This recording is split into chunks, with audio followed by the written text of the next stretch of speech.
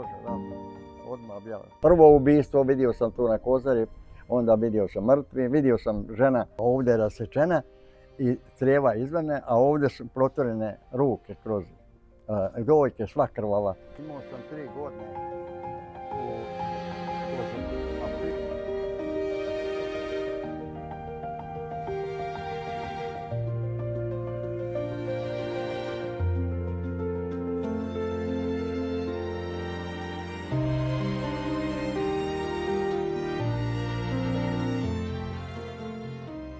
u ja sam između njih i na kapiju stao sam ovako. Šta hoćeš, mali? Rekao, hoću vode, sestre me umiru. On, ajde ovamo. Ja došao.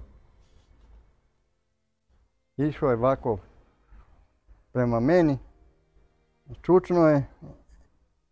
I pušku ovako i meni polako rukom po glavi. I kaže, takvog ja imam kući, Bog zna hoću li ga ikad vidjeti više. I kaže, daću ja tebi vode. I on ustade i gleda u mene i kaže, slušaj, vidiš ovog noža? Ako kome rekneš da sam ti ja dao vode, zaključite. I donese mi moja majka da Nadi, malo je umije, ostala živa, i Duše malo isto i onda meni dala. Tako da smo ostali živi.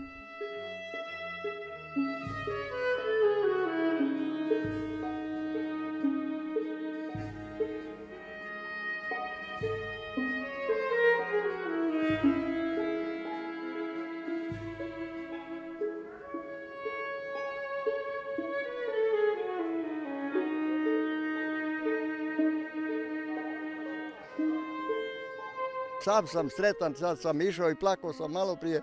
Drago mi je da dođu, da vidu. Tako sam rekao Veselovcu, dođite, zapalite svijeću. Čućete nešto. Ovi istoričari trebaju da pričaju, da se to stalno posjeća i da se obilježava i da se istina govori.